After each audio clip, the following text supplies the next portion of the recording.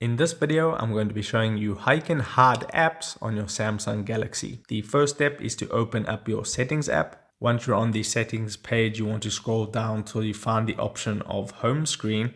It is underneath themes and above lock screen. Tap on home screen and near the bottom of this page, it says hide apps. Tap on hide apps and now you can either search for the app within that search bar, or you can look from the list of apps that are here. So let's just say, for an example, I want to hide the Clubhouse app. All I need to do is tap on Clubhouse and now it says hidden apps and then Clubhouse. Now, once you've done that, you need to tap on done at the bottom. And then if I go to my home screen and then I go to the page where the Clubhouse app was, you can see there is a blank space now where the Clubhouse app was. So anyone using my phone won't be able to see the Clubhouse app from my home screen. It won't be on any one of the pages. If you can scroll through the pages, they aren't on any one of these pages because it is hidden from my home screen. Now, if you would like to unhide the app, just go back into the settings,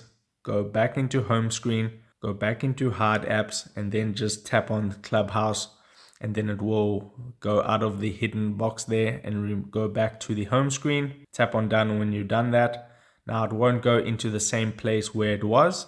It will go to the end of all your apps. So you can see at the end on the last page is Clubhouse. So that is how you hide apps on your Samsung Galaxy. If this video helped you out, don't forget to like this video and subscribe down below. And I'll see you in the next video. Take care.